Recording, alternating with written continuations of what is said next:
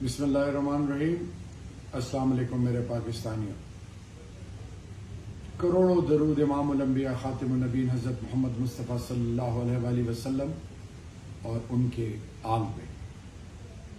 میں آج ایک پاکستانی جس کا تعلق فقط اللہ اور اللہ کے محبوب کے بعد اس دھرتی ماں پاکستان سے ہونے کے بعد مخاطب ہوں، پوری پاکستانی قوم سے، بالخصوص مسلم لیگ نون، Peoples party, JUI، Jamaat Islami, Balochistan عوامی پارٹی، پختونخوا ملی عوامی پارٹی، عوامی نیشنل پارٹی، پاکستان کی وفاق کی یا ریجنز کی جتنی پولیٹیکل پارٹیز ہیں، پاکستان کے ہر گھر، پاکستان کے ہر بزرگ، پاکستان کی ہر ماں اور ہر بھائی اور ہر بیٹے اور ہر بیٹی سے میں مخاطب ہوں۔ میرا سوال یہ ہے کہ آج پاکستان جس نہج پہ ہے، معاشی طور پہ ہمارا معاشرتی، ہمارا سماجی، ہماری اخلاقی قدریں پامال ہو رہی ہیں، آج میں آپ سے سوال پوچھتا ہوں کہ وہ کون سی ایسی وجہ تھی کہ اب سے 60-70 دن پہلے پیٹرول 150 پہ، ڈیزل 145 پہ، لوڈ شیڈنگ، یہ جو حال آج ہم دیکھ رہے ہیں، مہنگائی، خوردونوش اشیاء کی قیمتیں، بجلی فی یونٹ، اسی طرح پاکستان کہ باہر جتنے غیرت مند اوورسیز پاکستانی جو ریمیٹنسز پاکستان بھیجتے تھے، تاریخی پاکستان کی ایکسپورٹس دن بدن بڑھتی جا رہی تھی۔ کووڈ میں پوری دنیا کا کاروبار ٹھپ ہوا، پاکستان میں بمپر کراپس ہوئی، پاکستان کی growth rate Pakistan economic survey کے مطابق 2 سال میں تقریباً 6%۔ یہ کیا تھا؟ اور اب 84 روپے پیٹرول مہنگا، 118 روپے ڈیزل مہنگا۔ وہ لوگ جو غربت کی سطح کی نیچے زندگی گزار رہے ہیں، وہ 50% پاکستانی ہیں۔ آج عام گھر میں چولہا، گھر میں 2 وقت کی روٹی، گھر کی جو اخراجات ہیں، وہ لوگ جو 30, 40, 50 ہزار روپے جن کی نوکری یا آمدن ہے، وہ آج جس حالت کا ان کو سامنا ہے، ان کی زندگی جیرن ہو گئی ہے، ان کی عزتیں، ان کی ناموس پر سوالیہ نشان۔ میں آج اس موجودہ حکومت کے جتنے ووٹر سپورٹر ہیں، میں آپ سے پوچھتا ہوں، میرا اور آپ کا جینا مرنا یہاں پہ ہے، خصوصاً ان لوگوں کا جن کی باہر جائیدادیں نہیں ہیں۔ میرے بھائی، لوڈ شیڈنگ کیا ہوتی ہے مجھے اور آپ کو پتہ ہے۔ گھر میں تنگ دستی ہو، بیماری ہو، امتحان ہو، آزمائش ہو، اس کا احساس مجھے اور آپ کو پتہ ہے۔ میرے بھائیوں اور بہنوں، اندھی تقلید، یہ بت پرستی ہے۔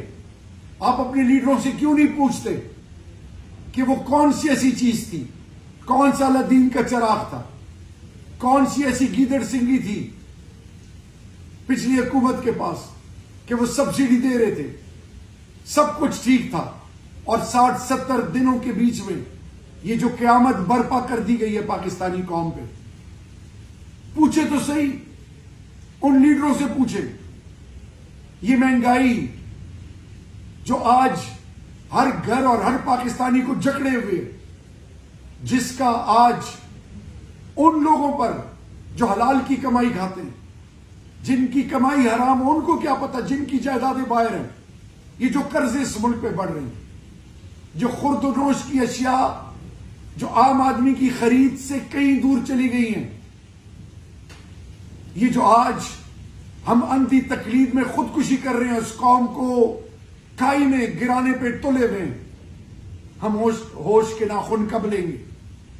ہم کب سمجھیں گے کب ہم احساس ہوگا کہ یہ دھرتی ماں ہے تو ہم سب ہیں، یہ تو باہر چلے جائیں گے. یہ حکومت اقتدار والے جو موجود ہیں، جو غیروں کے اشاروں پہ ہیں، یہ تو باہر چلے جائیں گے. ان کی اولادیں، ان کی جائیداد، ان کا اوڑھنا بچھونا باہر ہے. پسے گا کون؟ میں اور آپ. امتحان اور آزمائش کی اس گھڑی میں مقابلہ میں نے اور آپ نے کرنا ہے. اس سختی کو میں اور آپ نے سیکھنا ہے. اور جب میں اور آپ اندھی تقلید کریں گے تو تباہی ہمارا مقدر ہوگی. میرے پاکستانیوں، عمران خان کو صادق اور امین کا سرٹیفکیٹ کیوں دیا گیا؟ میں نے تو نہیں دیا. وہ کون سی ایسی چیز تھی کہ اپنی زندگی کا بیشتر وقت وہ باہر رہے لیکن سب کچھ یہاں لے آئے؟ ان کا جینا مرنا اس پاکستان کے ساتھ ہے اور آپ کے ساتھ ہے. وہ کیوں سیسا پلائی ہوئی دیوار بن کے آپ کے حقوق کے لیے کھڑے تھے IMF کے سامنے، اقواموں کے سامنے؟ کیوں سبسڈی دیتے تھے؟ احساس پروگرام، ہیلتھ کارڈ، آپ کے لیے ہر جگہ آپ کی عزت نفس مجروح نہ ہو، وہ آپ کے لیے ڈٹے رہے. لنگر خانے اور پھر پناہ گاہیں، اور پھر سب سے بڑھ کر کہ پاکستانیوں کی عزت نفس مجروح نہ ہو. میرے پاکستانیوں اپنے لیڈروں سے پوچھیں، کیونکہ جب غربت، آزمائش اور امتحان کسی گھر کے دروازے پہ دستک دیتی ہے تو لیڈرز نہیں آتے. آپ ہی کی وجہ سے یہ لیڈرز ہیں. جب آپ کے گھر میں تنگی ہو، بے روزگاری ہو، امتحان ہو، آزمائش ہو، پکڑ ہو، تو پھر کوئی نہیں پوچھتا. میرے پاکستانیوں، آج ان کو جھنجھوڑے، ان سے پوچھے کہ یہ کیوں ہو رہا ہے اور کیسے ہو رہا ہے. ان سے سوال تو پوچھیں. یہ تو اقتدار کے نشے میں ان کو کچھ سمجھ نہیں. سٹیٹمنٹس کیا آ رہی ہیں؟ ہم کپڑے بیچ دیں گے. کپڑے نہیں چاہیے، ہمیں عزت چاہیے، عزت نفس چاہیے. یہ جو دولتیں باہر رکھی ہیں ان کو کیوں نہیں لاتے؟ اور آج کیوں اتنی مہنگائی ہے؟ اور مہنگائی کا مطلب کیا؟ اور پھر اگر یہ 270 تک پیٹرول چلا گیا، ہائپر انفلیشن، قوم کی زندگی جیرن ہو جائے گی. آپ ڈیفالٹ، خدا نہ خواستہ میرے منہ میں خاک، ڈیفالٹ ہو جائے گی ایز اے نیشن. تو یہی دشمن چاہتا ہے. ہم کیوں اندھی تقلید میں لگے ہوئے؟ کیوں قربانیاں دی گئی؟ کیوں میرے جوان آئی بال ٹو آئی بال کھڑے ہو کے اپنی چھاتی کو دشمن کے آگے رکھتے ہیں؟ کیوں عام پاکستانی جو اس ملک کا خیر خواہ ہے، وہ چاہے وہ مزدور ہے، کسان ہے، وہ امید سے گھر سے نکلتا ہے. اور جب جس ملک معاشرے میں انصاف نہ ہو، جس ملک میں ظلم کا نظام ہو، جس ملک میں یتیموں، ناداروں، مسکینوں اور لوگوں کے منہ سے نوالے چینے جائیں، جس ملک کے لوگوں کو اپنا غلام بنایا جائے اور اگلوں کا غلام بنایا جائے، تو میرے پاکستانیوں، یہ زندگی کیسی زندگی ہوگی؟ کیا آپ نے کبھی سوچا کیوں لاکھوں لوگوں نے قربانی دی؟ پاکستان بنانے کی ضرورت کیوں آئی؟ اور آج کوئی پوچھے افغانیوں سے، فلسطینیوں سے، آج پوچھے تو صحیح شام، عراق اور لیبیا سے. آج بھی آپ کے پاس اور میرے پاس ٹائم ہے. خدا کے لیے پارٹیوں کی سوچ اور صوبائیت سوچ سے اور زبان کی سوچ سے نکلیں. ملک پاکستان کا سوچیں.